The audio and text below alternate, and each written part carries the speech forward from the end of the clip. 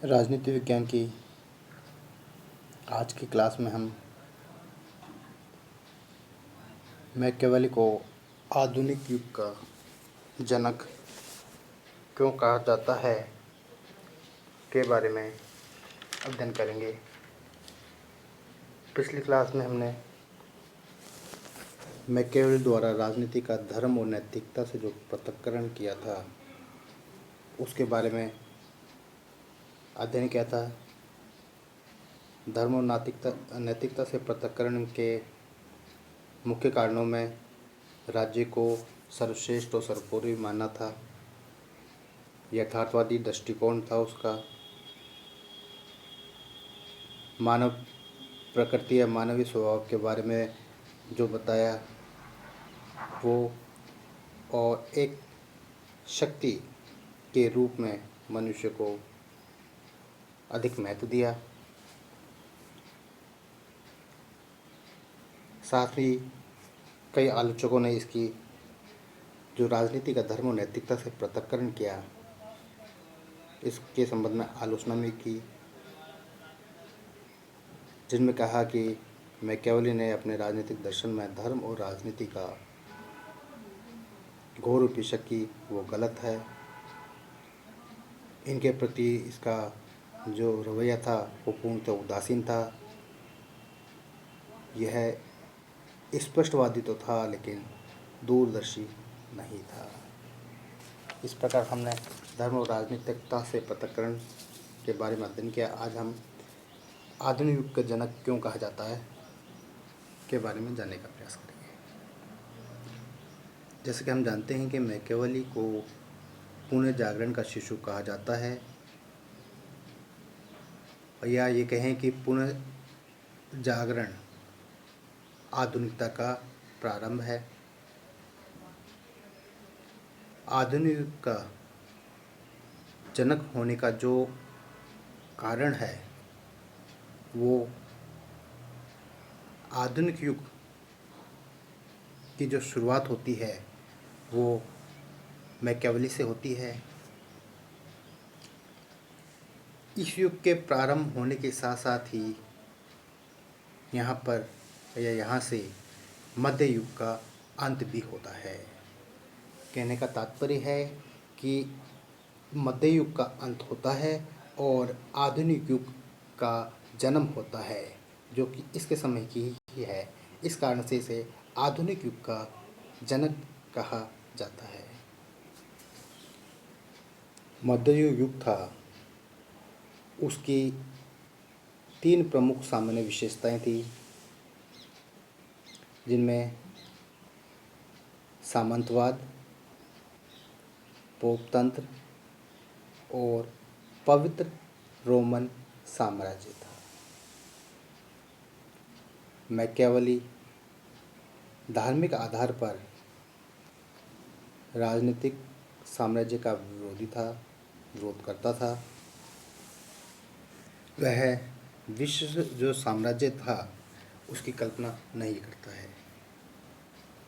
वह केवल इटली को एक राष्ट्रीय राज्य के रूप में विकसित होते हुए देखना चाहता था। कहने का मतलब है उसका जो विचार है, उसका जो दृष्टिकोण है, केवल उस एरिया तक ही या उसके राज्य तक ही सीमित था। दिव्य कानून में उसकी किसी भी प्रकार की कोई आस्था नहीं थी। वह केवल जो संप्रभु था राजा, उसकी आज्ञा को ही मानने वाला, या कहें उसके जो आदेश हैं, जो उसकी आज्ञा है, उसी को ही सर्वश्रेष्ठ कानून मानता है। अब किन आधारों पर हम आधुनिक युग का जनक कहा जा सकता है, तो हम निम्न बिंदुओं में इस बारे में समझने का प्रयास करेंगे, जिसमें पहला बिंदु आता है राष्ट्रीय राज्य का संदेश वाहक। कहने का मतलब है कि जो मैकियावेली है उसे राष्ट्रीय राज्य का संदेशवाहक के रूप में माना जाता है। मैकियावेली ही एक ऐसा पहला विचारक था जिसने इस लक्षण की विवेचना और विश्लेषण की, किसकी? राष्ट्रीय राज्य की, तथा इस राजनीतिक सावयव की धारणा को उत्पन्न करने का प्रयास किया। आधुनिक युग के जो विचारक थे, उन्होंने मैकियावेली के राष्ट्रीय राज्य की जो कल्पना की, आधुनिक युग के जो प्रत्येक विचारक थे उन्होंने इस प्रकार की कल्पना की और इस कल्पना का प्रतिपादन भी किया, जिसका सबसे अच्छा उदाहरण हम उनकी पुस्तक द प्रिंस में देख सकते हैं। सेकंड पॉइंट आता है जो है राज्य की आधुनिक स्थिति का निरूपण। इसमें राज्य की महत्वपूर्ण स्थिति का निरूपण किया गया है। इसने राज्य की महत्वता का इस सीमा तक प्रतिपादन किया कि राज्य को एक प्रकार से साध्य ही बना दिया जाए। वह कहता है कि राज्य सर्वोपरि संस्था है, सर्वोपरि संस्था है जिसके अधीन से ही या नीचे रहकर ही हम ये सारी संस्थाएं, संगठन अपना विकास कर सकते हैं, फल फूल सकते हैं। समाज की जो अन्य संस्थाएं हैं, चाहे वो छोटी हो या बड़ी हो, राज्य के अधीन या राज्य के नीचे ही रहकर अपना विकास कर सकती है, फल फूल सकती है। अतः राज्य की जो स्थिति है, महत्वपूर्ण स्थिति का बारे में बताता है। थर्ड पॉइंट आता है जो है राज्य की संप्रभुता का पोषण। मैकियावेली राज्य की जो संप्रभुता अर्थात राज्य को सर्वोपरि मानता है, सबसे ऊपर राज्य को ही मानता है, जिसके अधीन सभी व्यक्ति और संस्थाएं रहते हैं। किसके अधीन रहते हैं? राज्य के अधीन। मैकियावेली ने व्यक्तिगत तौर पर जो संप्रभुता शब्द है इसका प्रयोग नहीं किया, लेकिन जो राज्य को सर्व संप्रभुता का पूर्ण अर्थ प्रदान करता है। कहीं पर भी इसने संप्रभुता शब्द का बात तो नहीं करता, नहीं लिखता है, नहीं इसका प्रयोग करता है, लेकिन जो इसके विचार है उनमें पूर्ण रूप से ये शब्द परिलक्षित होता है या इसका अर्थ दिखाई देता है। दूसरे शब्दों में हम कह सकते हैं कि मैकियावेली व्यावहारिक तौर पर राजनीति जो राज्य है उसकी संप्रभुता का पोषक है। इसमें जो अगला पॉइंट आता है, फोर्थ नंबर पॉइंट, वो है राज्य को धर्म व नैतिकता से अलग करना। इसके बारे में हमने पिछले टॉपिक में पढ़ा था। ये भी इसको आलिंगनजनक बनाने में महत्वपूर्ण भूमिका निभाता है।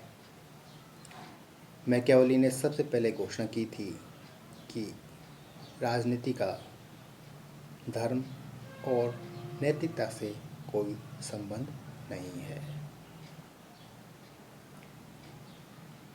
और राजनीति में लक्ष्य को प्राप्त करने के लिए आवश्यकता के अनुसार उचित या अनुचित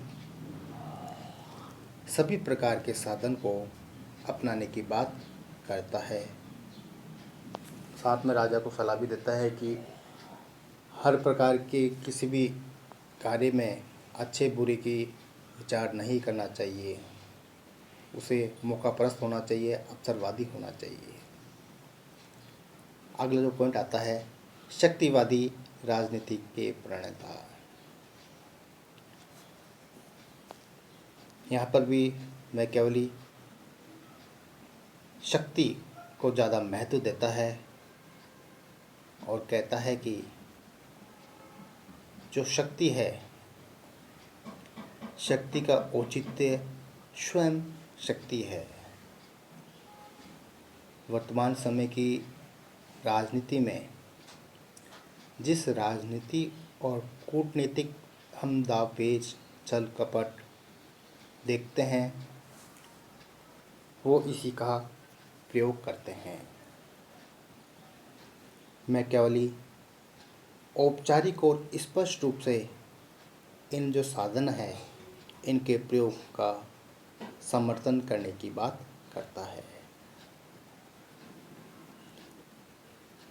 अगला पॉइंट 6 नंबर पॉइंट आता है, जो है शक्ति का समर्थक, शक्तिवाद का समर्थक। मैकियावेली का कहना था कि जनता का जो धन है उसे राजा के द्वारा या अन्य के द्वारा किसी भी दशा में नहीं हड़पना चाहिए और व्यापार वाणिज्य का विकास करते रहना चाहिए। राज्य को स्वयं व्यापार में न पड़कर राज्य के आर्थिक क्षेत्र में हस्तक्षेप नहीं करना चाहिए। आज ये 6 पॉइंट हो गए जो आधुनिक युग के जनक की बात करते हैं। इसके पश्चात इसका अगला पार्ट हम अगली क्लास में पढ़ेंगे।